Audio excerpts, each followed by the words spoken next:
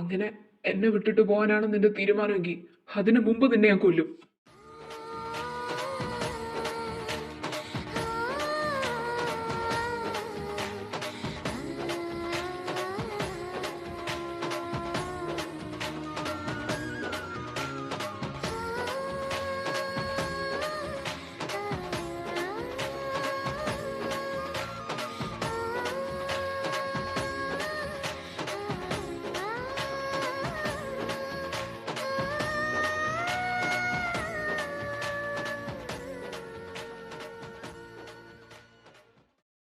ഹെൽവി, നീ നീ സോറി, എന്നോട് ക്ഷമിക്ക് പ്ലീസ്.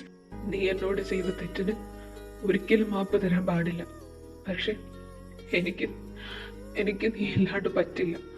അറിയാം, ഞാൻ ചെയ്ത തെറ്റിന് ഒരിക്കലും മാപ്പ് തരാൻ പാടില്ല എന്ന് എനിക്കറിയാം. പ്ലീസ് എന്നോട് ക്ഷമിക്ക്. നീ എനിക്ക് വാക്ക് തന്നതല്ലേ, ആർക്കു വേണ്ടി എന്നെ തള്ളി പറയില്ല എന്ന്, എന്നെ കൂടെ ചേർത്ത് പിടിക്കുന്നു. എന്നിട്ട് ആവശ്യം വന്നപ്പോ നീ എന്നെ കൈവിട്ടു. ഇല്ല, ഞാൻ ചെയ്തത് തെറ്റാണെന്ന് എനിക്കറിയാം. ഇനി എന്നെ ഇങ്ങനെ ശിക്ഷിക്കല്ലേ പ്ലീസ്. ഇല്ല, എനിക്ക് നിന്നെ വെറുക്കാനോ വിട്ടു നിൽക്കാനോ പറ്റില്ല. ഈ ഒരു വർഷം എങ്ങനെയാ തള്ളി നീക്കിയെന്ന് എനിക്കറിയില്ല. Can you please hug me?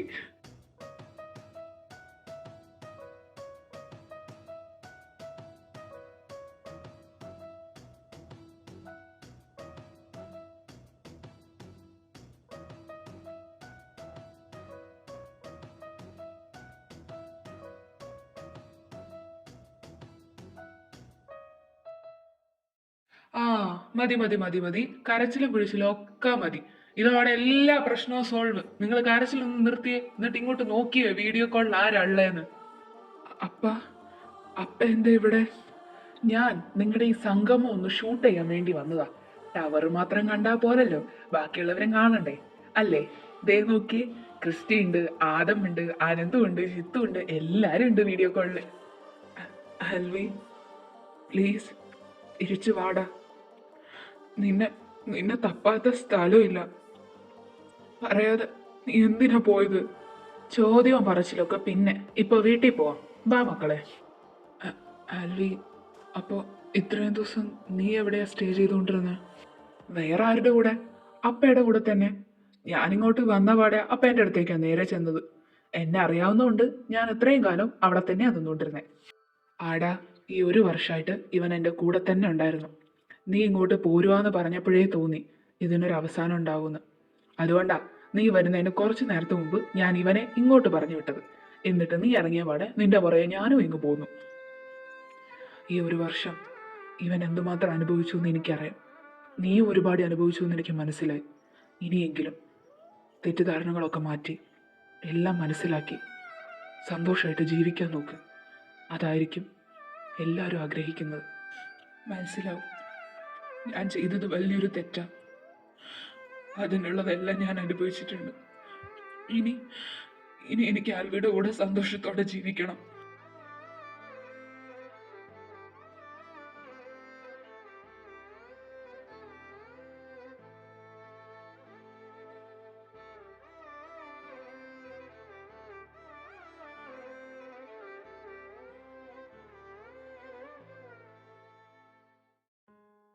Christy, Adam ഇപ്പം എങ്ങനെയാ? ഓക്കെ ആണോ? പണ്ടത്തെ പോലെ ഇല്ലേ? ഇപ്പോഴും വഴക്ക് തന്നെയാണോ? ഏയ് ഇല്ല, പണ്ടത്തെ പോലെ വഴക്കൊന്നുമില്ല. കുറ്റബോധം കൊണ്ടാണെന്ന് തോന്നുന്നു. ഇപ്പം എന്നോട് ഇടയ്ക്കിടയ്ക്ക് സംസാരിക്കാൻ ശ്രമിക്കാറുണ്ട്. വഴക്കൊന്നുമില്ല. വിഷമിക്കണ്ട, പതിയെ എല്ലാം ശരിയായിക്കോളും. ഞാൻ നിന്നെ വിളിച്ചത്, നീ എനിക്കൊരു ഹെൽപ്പ് ചെയ്തു തരുമോ? ഇത് ജസ്റ്റ് അറിയാൻ പാടില്ല.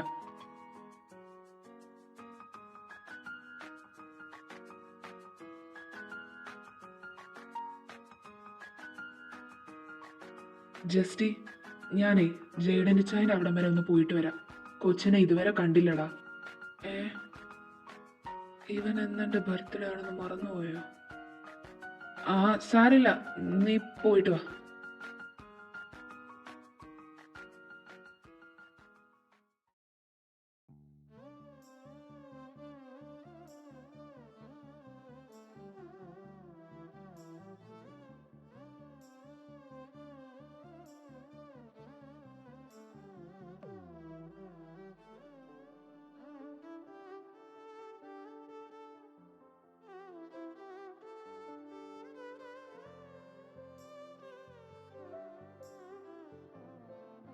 Happy birthday my dear boy ഫീ.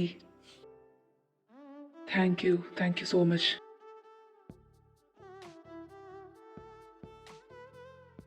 ജസ്റ്റി, ഞാനൊന്നും ശ്രദ്ധിക്കുന്നില്ല എന്നാണോ നിന്റെ വിചാരം? നിന്നിലുണ്ടായ ഈ മാറ്റങ്ങളെല്ലാം ഞാൻ ശ്രദ്ധിക്കുന്നുണ്ട്. നിനക്കെന്താ പറ്റിയേ? നോക്ക്, പഴയ കാര്യങ്ങളൊക്കെ വിട്ട് കള.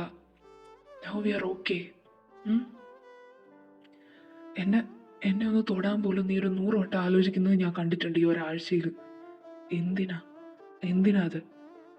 പഴയത് വിട്ട് കള. ഞാൻ നിന്നോട് ക്ഷമിച്ചില്ലേ? കുറ്റബോധം വെച്ചുകൊണ്ടിരിക്കല്ലേ? ഇതുകൊണ്ട് മാത്രം ഞാൻ നിന്റെ അടുത്തുനിന്ന് മാറിപ്പോയത്. നീ അവിടെ എന്നെ തേടിയെത്തിയില്ലേ? പ്ലീസ്, കുറ്റബോധം മാറ്റി വയ്ക്ക്. ആൻഡ് എനിക്ക് പഴയ ജസ്റ്റിനെ തിരിച്ചു വേണം. ഈ എന്നെ തൊടാനോ എൻ്റെ അടുത്ത് സംസാരിക്കാനോ പേടിക്കുന്ന ജസ്റ്റിയല്ല. എനിക്ക് പണ്ടത്തെ ജസ്റ്റിനെ വേണം. എന്നോട് ചെയ്തതിനൊന്നും കുറ്റബോധം മനസ്സിൽ വെക്കല്ലേ. എനിക്ക് നിന്നെ അത്രയ്ക്ക് ഇഷ്ടം. ഇന്ന് നിന്റെ ബർത്ത്ഡേ അല്ലേ? ഇന്ന് വരെ ഞാൻ നിന്റെ ബർത്ത്ഡേക്ക് ഒരു ഗിഫ്റ്റും തന്നിട്ടില്ല. എനിക്ക് തരാൻ പറ്റുന്ന ഏറ്റവും വലിയ ഗിഫ്റ്റ് അത് ഞാൻ തന്നെയാണ്. സോ പ്ലീസ്, പഴയതൊക്കെ മറക്ക്. And please make love to me.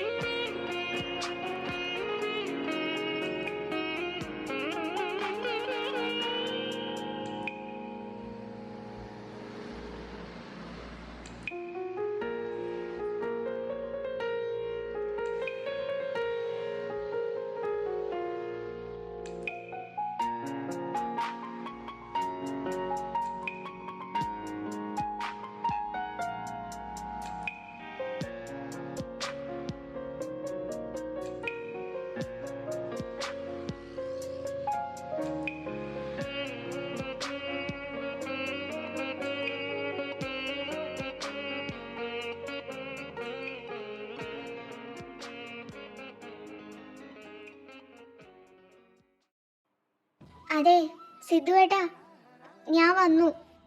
Nancy, നീ എന്താ ഇവിടെ? സിദ്ധുവേട്ടാ, ചുമ്മാ കളിക്കല്ലേ. അപ്പം വേറെ കല്യാണം ആലോചിക്കാൻ തുടങ്ങി. ഇന്ന് പെണ്ണ് കാണാൻ വരുമെന്നാ പറഞ്ഞത്. ഞാൻ പെട്ടി എടുത്ത് ഇങ്ങോട്ട് പോന്നു. ഞാനിനി ഇവിടെ നിന്നോളാം സിദ്ധുവേട്ടൻ്റെ കൂടെ. ഓഹോ, അതിൻ്റെ ഇടയിൽ നിങ്ങൾക്ക് ഇതും ഉണ്ടായിരുന്നോ? അപ്പൊ നിങ്ങൾ ആരോടും ഇയാൾ എന്നെ കുറിച്ച് പറഞ്ഞിട്ടില്ല? സിദ്ധുവേട്ടാ, എന്റെ പൊന്നു നാൻസി, നീ ഒന്ന് അടങ്ങ്. ഈ കോലാഹലത്തിന്റെ ഇടയിൽ ഞാൻ എങ്ങനെ പറയാനാ? ഇപ്പോഴാണ് എല്ലാം ഒന്ന് ഒഴിഞ്ഞു മാറിയത്. അപ്പോഴേക്കും നീയായിട്ട് തന്നെ വന്ന് കേറിയല്ലോ. By the way guys, college തൊട്ട് എന്നെ വലയിലാക്കി പിടിച്ചിരിക്കുന്ന രാക്ഷസിയാണ് ഈ നിൽക്കുന്ന നാൻസി, അഥവാ ഞാൻ കെട്ടാൻ പോകുന്ന പെൺകുട്ടി. ഓഹോ, ഞാനിപ്പോ നിങ്ങൾക്ക് രാക്ഷസിയാണല്ലേ? ഇത്രയും കാലം നിങ്ങൾക്ക് വേണ്ടി വീട്ടിൽ ഓരോ ന്യായം പറഞ്ഞ് പിടിച്ചു നിന്നിട്ട് ലാസ്റ്റ് പിടിവിടും തോന്നിയപ്പോഴാണ് ഞാൻ ഇങ്ങോട്ടേക്ക് വന്നത്.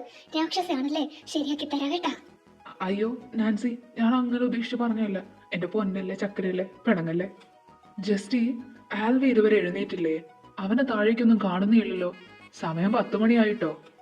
ആ, അത് ആൽവിക്ക് ചെറിയൊരു വേദന. വേദനയോ? എന്ത് വേദന? ആശുപത്രി പോണോ? അവൻ എന്ത് ചെയ്യും? ഞാൻ പോയി നോക്കാം. അയ്യോ ജിത്തുവേട്ട, മുറി പോകേണ്ട ആവശ്യമൊന്നുമില്ല. അവന് കുഴപ്പമൊന്നുമില്ല. ഉറങ്ങി എഴുന്നേറ്റാ ശരിയാവും. ആ, ബർത്ത്ഡേ നന്നായിട്ടങ്ങ് ആഘോഷിച്ചല്ലേ മോനെ ജസ്റ്റി?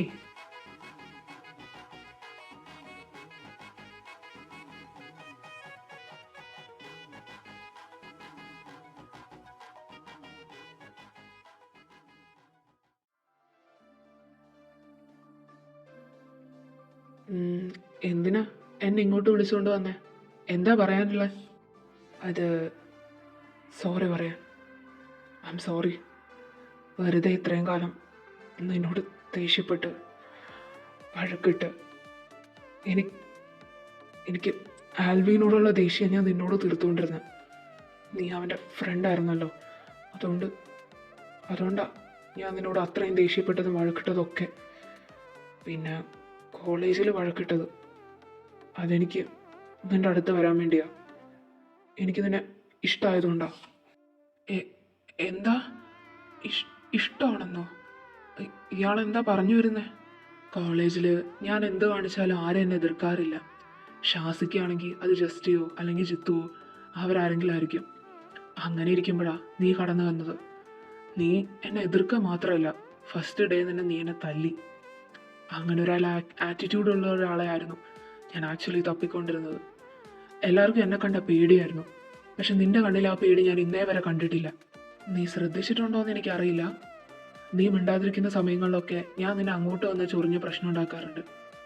പിന്നെ ആദ്യമായിട്ട് എനിക്ക് ശരിക്കും ദേഷ്യപ്പെട്ട് ഞാൻ നിന്നെ തല്ലിയത് അന്ന് ആമിയുടെ എൻ്റെ ഫോട്ടോ നിന്റെ ഫോണിൽ നിന്ന് പോസ്റ്റായ സമയത്താണ്. പിന്നീട് ആമി പറഞ്ഞപ്പോഴാണ് എൻ്റെ ഭാഗത്താണ് തെറ്റെന്ന് മനസ്സിലായത്. അതിനുശേഷം സോറി പറയാൻ ഒരുപാട് ശ്രമിച്ചു. പക്ഷേ എൻ്റെ ഈഗോ അതിനൊന്നും സമ്മതിച്ചില്ല. പിന്നീടായിരുന്നു ആൽവിയുടെ ഈ സംഭവങ്ങളൊക്കെ.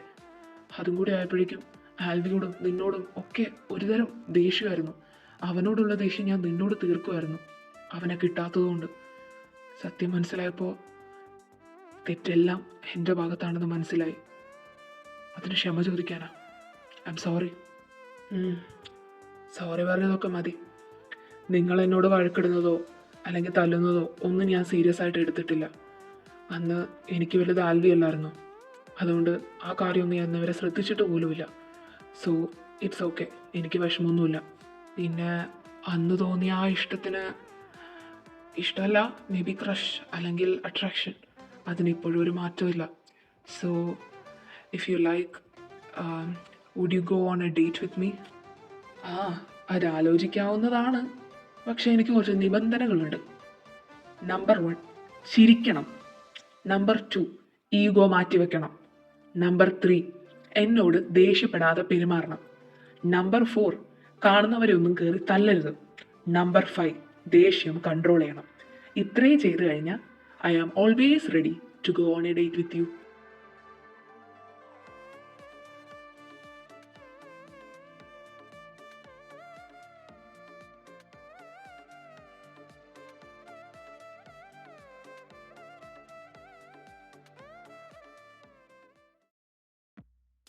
എന്തിനാടാ ഇപ്പം എല്ലാവരെയും ഇങ്ങോട്ട് വിളിച്ചു വരുത്തിയത്?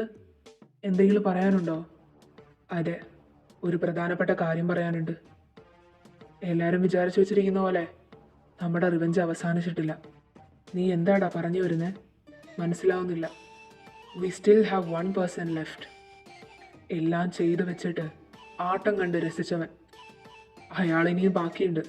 Suryanarayanan, finance minister.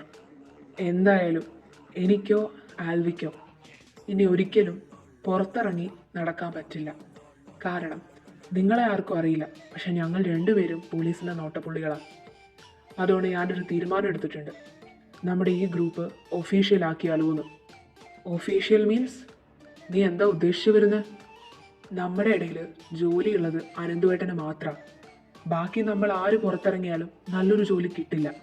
കാരണം നമ്മുടെ സ്റ്റഡീസ് കംപ്ലീറ്റ് അല്ല. സോ എന്തുകൊണ്ട് ഇത് തന്നെ ഒരു ജോലിയായി മാറ്റിക്കൂടാ? ഞങ്ങൾ പറഞ്ഞു വരുന്നത്, ഞങ്ങൾ രണ്ടുപേരും ഒരുമിച്ചെടുത്ത തീരുമാനമാണ്. നമ്മുടെ ഈ ഹണ്ടേഴ്സ്, നിങ്ങളുടെ ബ്ലഡ് ഹണ്ടേഴ്സ് എന്ന ഗ്രൂപ്പിൽ അല്ലെങ്കിൽ ആ ഗ്രൂപ്പ് ഒഫീഷ്യലാക്കി മാറ്റിയാലോ? Like a mafia group. Mafia ഗ്രൂപ്പോ? ഇതൊക്കെ നടക്കുമോ? നടക്കും. സൂര്യനാരായണനെ പോലെ ഒരുപാട് പേരുണ്ട്. കാർത്തിക്കിനെ പോലെയുള്ള തെമ്മാടികളെ പ്രൊമോട്ട് ചെയ്യുന്നവർ. പാവപ്പെട്ടവൻ്റെ എച്ചിൽ നക്കിയും അവൻ്റെ വയറ്റത്തടിച്ചും ജീവിക്കുന്ന കുറച്ച് പണക്കാർ. അവർക്കൊക്കെ പേടി സ്വപ്നമായിരിക്കണം നമ്മൾ. അതിനു വേണ്ടിയുള്ളൊരു നീക്കം കൂടിയായത്. പിന്നെ അയാളെ എത്ര പെട്ടെന്ന് അങ്ങനെ കൊടുക്കാൻ പറ്റില്ല. സോ നമുക്ക് സ്ട്രോങ് ആയിട്ടുള്ളൊരു ഫൗണ്ടേഷൻ വേണം. അതിനുകൂടിയാണ് ഞാൻ ഈ തീരുമാനം എടുത്തത്. ആ രാക്ഷസം കൂടി ഈ ഭൂമി വിട്ട് പോയാലേ എൻ്റെ ആമിക്കും പപ്പയ്ക്കും മമ്മിക്കും ഒക്കെ ആത്മശാന്തി കിട്ടുള്ളൂ. ഞങ്ങൾക്കറിയേണ്ടത് നിങ്ങളെല്ലാവരും അതിന് തയ്യാറാണോ എന്ന് മാത്രം. അതിനു വേണ്ടിയാ എല്ലാവരെയും ഇവിടെ വിളിച്ചു കൂട്ടിയത്. നിങ്ങൾക്ക് അതിന് താല്പര്യമുണ്ടോ? ഉണ്ട്, ഞാനുണ്ട് എന്തിനും. കാരണം എൻ്റെ ആമീനെ ഇങ്ങനെ ചെയ്തവന്മാരെ ഒറ്റ ഒരാളെ പോലും ബാക്കി വെക്കരുത്. അതിലൊരുത്തൻ ബാക്കിയിരിക്കുമ്പോൾ സമാധാനത്തോടെ ഉറങ്ങാൻ എനിക്ക് പറ്റില്ല. അത് മാത്രമല്ല, ആമിയെ പോലെ ഇനി ഒരു പെൺകുട്ടികളും അനുഭവിക്കാൻ പാടില്ല. അതിനുകൂടി വേണ്ടിയാവട്ടെ ഈ തുടക്കം. ഞാനും ഉണ്ട്. സ്വന്തം അപ്പനെ കൊല്ലാൻ കൂട്ടു നിൽക്കുക. കാരണം ആ രാക്ഷസൻ ഈ ഭൂമിയിൽ നിന്ന് പോയി കഴിഞ്ഞാൽ മാത്രമേ പല ജീവിതങ്ങളും രക്ഷപ്പെടുള്ളൂ. ഞാനും ഉണ്ട് നിങ്ങളുടെ കൂടെ. അങ്ങനെയാണെങ്കിൽ ഞങ്ങളെല്ലാവരും കൂടെയുണ്ട്. നീ പേടിക്കണ്ട. ആമീനെ കൊന്നവനെ സമാധാനത്തോടെ ഉറങ്ങാൻ ഇനി നമ്മൾ സമ്മതിക്കില്ല. അയാളുടെ ഉറക്കമില്ലാത്ത രാത്രികളാണ് ഇനി. അങ്ങനെയുള്ള പലരുടെയും ഉറക്കമില്ലാത്ത രാത്രികൾ. ലിസ, ജെന്നി, ആര്യ, നിങ്ങൾ മൂന്നുപേരും റെഡിയല്ലേ? പിന്നല്ല, എപ്പോഴും റെഡി. എങ്കിൽ നിങ്ങൾക്ക് എല്ലാവർക്കും കുറച്ച് ഡ്യൂട്ടി ഉണ്ട്. ഒന്നാമത്തേത്, ലിസ, ജെന്നി, ആര്യ, നമ്മുടെ ചെക്കന്മാരെ ട്രെയിൻ ചെയ്യാൻ നിങ്ങൾ മൂന്നുപേരും വേണം. നിങ്ങൾ ബോഡി ഗാർഡ് ട്രെയിനിങ് കഴിഞ്ഞ് നിൽക്കുന്നതല്ലേ. സോ നിങ്ങളെ ഞാൻ ആ ഡ്യൂട്ടി ഏൽപ്പിക്കുക. 2, നമുക്ക് നല്ല സ്നൈപ്പേഴ്സ് വേണം. 2 or 3 പേര്. അവരെ സെറ്റ് ചെയ്യേണ്ട ജോലി ആദമിച്ചായനും ക്രിസ്റ്റിക്കും ഉള്ളതാ. അത് നിങ്ങൾ ചെയ്യണം. 3, പോലീസിലും വലിയ വലിയ ആൾക്കാരിലും പിടിപാടുള്ള 2-3 പേരെ നമ്മുടെ സൈഡിലേക്ക് വേണം. അത് അനന്ത് ചേട്ടൻ്റെ ജോലിയാണ്. 4, കിരൺ, നിന്റെ അപ്പൻ എന്ത് ചെയ്യുന്നു, എവിടെ പോകുന്നു എന്നുള്ള കാര്യങ്ങളൊക്കെ ഞങ്ങളെ അറിയിക്കേണ്ടത് നിന്റെ ഡ്യൂട്ടിയാണ്, ലൈക്ക് എ സ്പൈ. പക്ഷേ നീ ഞങ്ങളുടെ കൂടെ വർക്ക് ചെയ്യുന്ന കാര്യം അയാൾ ഒരിക്കലും അറിയാൻ നിൽക്കരുത്. അറിഞ്ഞാൽ ഞങ്ങൾക്ക് നിന്നെ നഷ്ടപ്പെടും. അതുകൊണ്ടാ സൂക്ഷിക്കണം. 5, നമുക്ക് താമസിക്കാൻ പറ്റിയതും സുരക്ഷിതമാണെന്ന് ഉറപ്പ് വരുത്തിയതുമായ കുറച്ച് ഒളിത്താവളങ്ങൾ. അത് നമുക്ക് ആവശ്യമാണ്. ആ ഡ്യൂട്ടി ഞാൻ ജിത്തുവേട്ടനെ ഏൽപ്പിക്കുക. 6, 2 or 3 ഹാക്കേഴ്സ്. അവരെ നമുക്ക് ആവശ്യമുണ്ട്. അത് സിദ്ധുവേട്ടനും നാൻസിയും. ആ കാര്യം നിങ്ങൾ ചെയ്യൂലേ? അല്ല, അപ്പൊ ഞാൻ എന്താ ചെയ്യാ? ആ, കിച്ചുമോന്റെ ഡ്യൂട്ടി നന്നായിട്ട് പഠിക്കുക, നല്ലൊരു ജോലി നേടുക, ലൈഫ് എൻജോയ് ചെയ്യുക. അത്രയും നിനക്കുള്ളൂ. അപ്പൊ എങ്ങനെയാ, തുടങ്ങുമല്ലേ?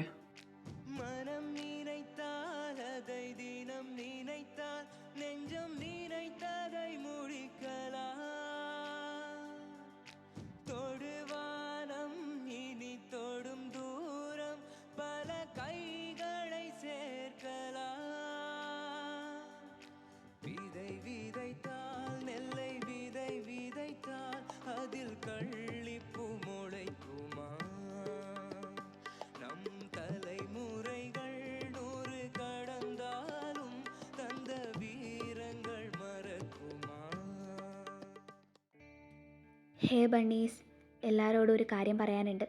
വേറൊന്നുമല്ല, ഒരുപാട് നന്ദി. ഈ സ്റ്റോറി ഇത്രയും എത്തിക്കാൻ പറ്റുമെന്ന് ഒട്ടും പ്രതീക്ഷിച്ചില്ല. കമൻസൊക്കെ വായിച്ചു. Thank you for the amazing comments. പിന്നെ വേറൊരു കാര്യം കൂടി ചോദിക്കാനാണ് വന്നത്. അടുത്ത സ്റ്റോറിയിൽ എൻ്റെ ഒറിജിനൽ വോയിസ് കൊടുക്കണോ വേണ്ടയോ എന്ന്. ഞാൻ ഇതുവരെ ഒറിജിനൽ വോയിസ് ചെയ്ത 3 സ്റ്റോറീസിനും കൊടുത്തിട്ടില്ല.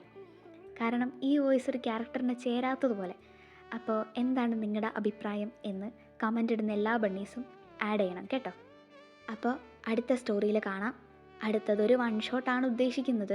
ഇൻ ഷോട്ട് സമ്മതിച്ചാൽ അത് നടക്കും, അല്ലെങ്കിൽ അത് 2 ഷോട്ട് 3 ഷോട്ടൊക്കെ ആയിട്ട് നീണ്ടുപോകും. അതുകൊണ്ട് എല്ലാവരും കുറച്ചൊന്ന് വെയിറ്റ് ചെയ്യുക.